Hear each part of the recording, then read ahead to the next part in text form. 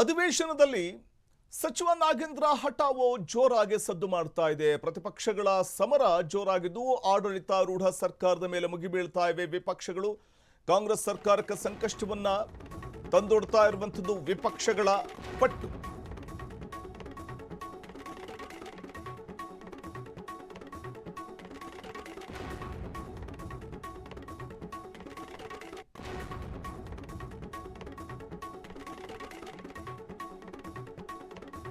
ದೋಸ್ತಿ ನಾಯಕರಿಂದ ಸರ್ಕಾರದ ವಿರುದ್ಧ ನೇರ ವಾಗ್ದಾಳಿ.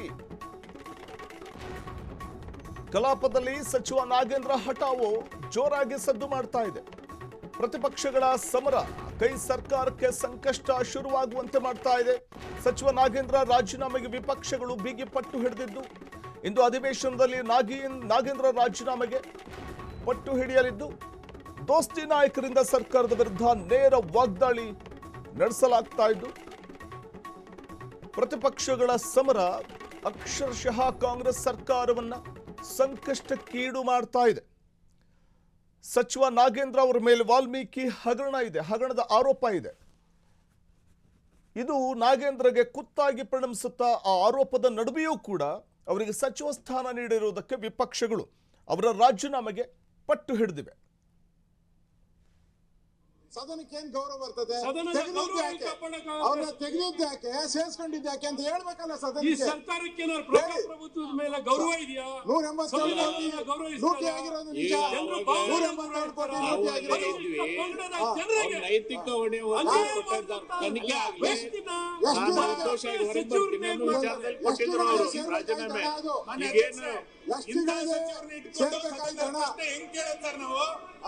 ಈ ಸದನ ಇಲ್ಲ, ಸದನ ನಡೆಯಕ್ಕೆ ಬಿಡಲ್ಲ, ಸದನ ನಡೆಯಕ್ಕೆ ಬಿಡಲ್ಲ ನಾವು ಯಾವುದೇ ಕಾರಣಕ್ಕೂ. ಹಾಗಾಗಿ ಈ ಸಚಿವರನ್ನ ಸನ್ಮಾನ್ಯ ನಾಗೇಂದ್ರ ಅವರನ್ನ ಮುಖ್ಯಮಂತ್ರಿಗಳು ಈ ತಕ್ಷಣ ಅವ್ರನ್ನ ವಜಾ ಮಾಡಬೇಕು.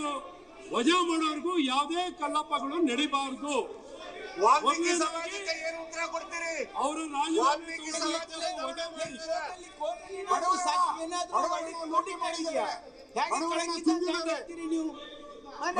ಈ ರೀತಿ ಮುಖ್ಯಮಂತ್ರಿಗಳು ಒಪ್ಕೊಂಡಿದ್ದಾರೆ. 187 ಕೋಟಿ ಅಲ್ಲ, 87 ಕೋಟಿ ಭ್ರಷ್ಟಾಚಾರ ಆಗಿದೆ, ಹಣ ದುರುಪಯೋಗ ಆಗಿದೆ, ಹಣ ಬಳಕೆ ಆಗಿದೆ, ಹಣ ಟ್ರಾನ್ಸ್ಫರ್ ಆಗಿದೆ ಅಂತ ಈ ಸದನದಲ್ಲೇ ಅಂದಿನ ಮುಖ್ಯಮಂತ್ರಿಗಳು ಸಿದ್ದರಾಮಯ್ಯನವರು ಒಪ್ಕೊಂಡಿದ್ದಾರೆ. ಒಪ್ಪಿ ಅದರ ಆಧಾರಿತವಾಗಿ ಅವ್ರ ರಾಜೀನಾಮೆ ಕೊಡುವಂತದ್ದಾಗಿದೆ. ಈಗ ಮತ್ತೊಮ್ಮೆ ಚಾರ್ಜ್ ಶೀಟ್ ಅಲ್ಲಿ ನಂಬರ್ ಒನ್ ಆಪಾದಿತರು ನಾಗೇಂದ್ರ ಅವರು ನಂಬರ್ 1 ಆಪಾದಿತರು. ಯಾವ ರೀತಿ ಪರಿಶಿಷ್ಟ ಪಂಗಡ ಜನರಿಗೆ ನ್ಯಾಯ ಕೊಡಕ್ಕಾಗತ್ತೆ? ಪರಿಶಿಷ್ಟ ಪಂಗಡ ಜನರಿಗೆ ಪ್ರತಿನಿಧಿಸುವಂತ ವ್ಯಕ್ತಿ ಆ ಜನಾಂಗಕ್ಕೆ ಅನ್ಯಾಯ ಮಾಡುವಂತ ವ್ಯಕ್ತಿನ ಮತ್ತೊಮ್ಮೆ ಹೇಗೆ ಸಚಿವರಾಗ್ತಾರೆ?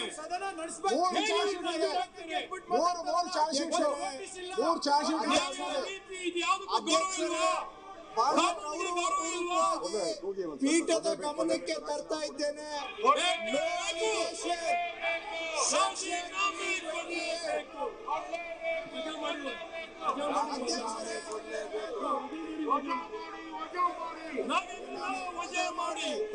ದಯವಿಟ್ಟು ಇದನ್ನ ಅಧ್ಯಕ್ಷರು ಇದ್ರ ಬಗ್ಗೆ ತಮ್ಮ ರೂಲಿಂಗ್ ಕೊಡಬೇಕು. Rule number 328, no allegation of a defamatory or incriminatory nature shall be made by a member against any person unless the member has given previous intimation to the speaker and also to the minister concerned, so that the minister will be able to make an investigation into the matter for the purpose of reply, provided that the speaker will prohibit any member from making any such allegation if he is of the opinion that something to the dignity of the house or to the that no public interest is served by making such allegation.